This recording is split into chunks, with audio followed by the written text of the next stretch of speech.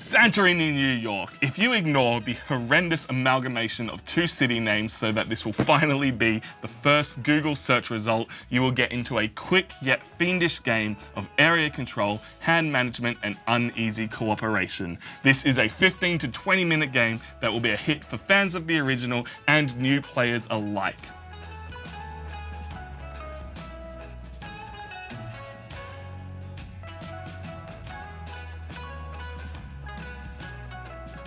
Before I get into the meat of the video, I just want to say if you really enjoy this kind of videos, please let us know down in the comments, leave us a like and hit subscribe. It really does help us here at Nerds of the West out a hell of a lot. The art style of this game just pulls you in immediately, from the glossy gold filigree to the toonish rendition of the Statue of Liberty. Everything about this game just pulls you into that golden era of New York. And there are so many little details that are just the perfect little ribbon on top that tie the game together, whether they're on the board or on the cards or on your little player reference card. Everything just comes together so nicely to make you feel like you're working in the golden age of New York. All of the components of this game are just really, really well made. I love these giant cards. They feel really nice in your hand, but they're smooth enough that you can swap through and look at all the different ones that you might have.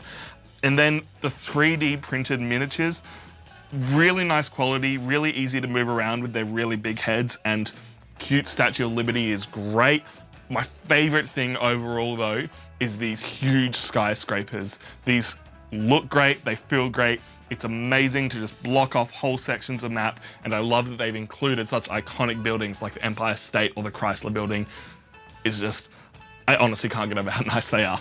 I'm loving this new indented board as well. It's a great addition to the game. Makes it a whole lot easier to put your pieces exactly where they need to go and to build your buildings up, place your skyscrapers in. Really, really well thought out.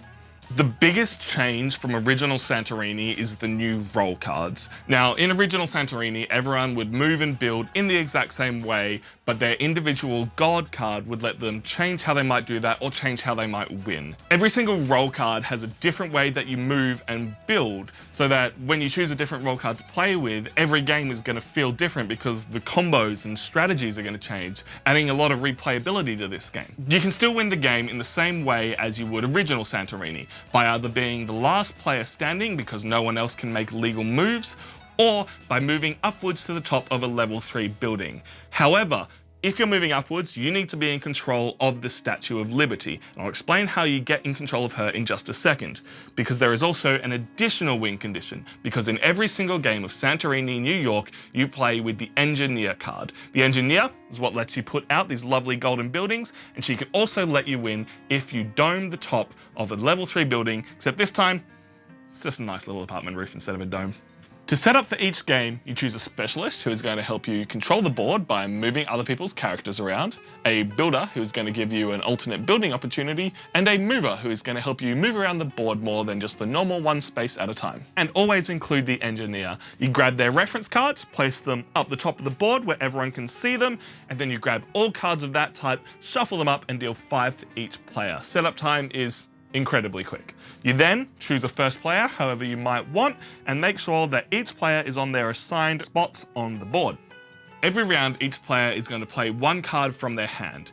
You all play it face down and reveal at the same time. Whoever plays the lowest number will get to move first, and whoever plays the highest number will get to control the Statue of Liberty for that round, leading to all kinds of situations where you need to plan out exactly what moves you need to take to get there and then play that high number card to get the Statue of Liberty and win the game. When each of you only has one card left, you shuffle up all of the discarded cards and the unused cards and deal out 4 cards to each player. Keep going around the table until one player wins. If at any point you cannot either move or build according to your played action, you have to lose one of your workers. When you're moving around the board, no matter how many spaces you might get to move, because of my friend the taxi driver here, for instance, who moves you 2 or 3 spaces, ignoring anything in between, you can only ever move 1 space upwards. However, if you're forced to move someone else, you can move them upwards as many spaces as you like. Once you have moved, you have to build on a space adjacent to where you are, and different cards are going to let you build differently, like the crane operator, who if you don't build a roof, you have to build twice on the same spot. The nitty-gritty of the gameplay in Santorini, New York comes down to looking at what's in your hand and trying to figure out what moves you can make to get you to that top spot, while also looking at what your opponents have done, where they are on the board and what they might want to do. Because everything comes down to the numbers on the card, you might be able to build a couple of buildings and move up to the top, but if you don't have that top number to have the Statue of Liberty at just the right moment, you've got to be playing around your opponents, paying attention to what they've already played, or maybe trying to guess that the top number card for the engineer isn't actually in play this time.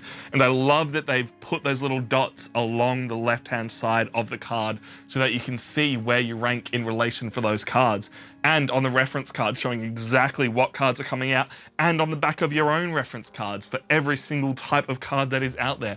Everything makes it so easy for you to pick up and pay attention to all the little details that you have to, while also leaving you with enough open space on the board and in your own forward planning so that you've got enough to think about. If I have one negative thing to say about this game is that it is luck-based. If you get dealt a bad hand of cards, there's not a lot you can do apart from slow the game down, move people around as much as you can, and really hope that that second dealing of cards is going to do something good for you.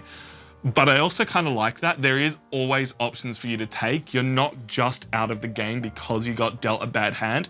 You can always be paying attention to what's going on in the board, moving things around. There's always a path to victory. And I think that's what's great about this game is, for the hardcore gamers in us, there's enough to think about. There's enough spaces on the board. There's enough cards. You can count the cards. There's lots of little details. But for those of us that just want to move around, you can just play a card and almost hope for the best and shoot your way to the top.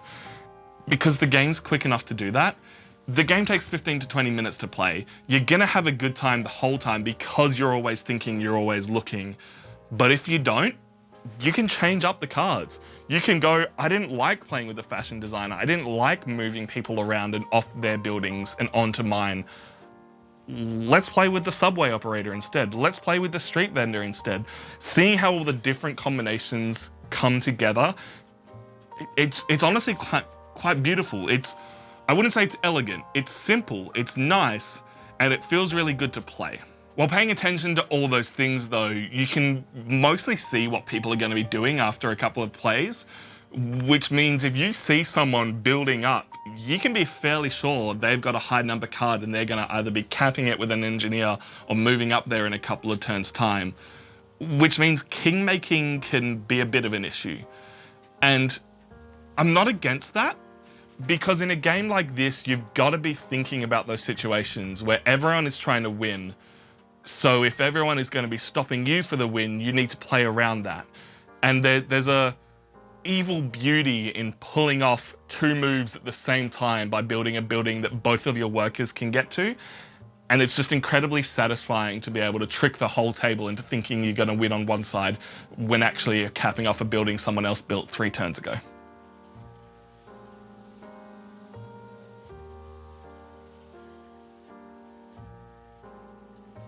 Because the board is this ever-changing beast of buildings and people, there's always a new path to victory that you can look for. It's easy on the eyes, it's got more depth than original Santorini, and it's just a lot of fun. What is not to love about this? I'm sure you can tell I'm really in love with this game. So please let us know if you're keen for this, or if you're going to be picking it up, please let us know how you enjoyed playing it. If you want to see more videos like this, if you've got games you want us to check out, leave a comment down below. Lastly, I've been Tom from Nerds of the West, and I will catch you next time.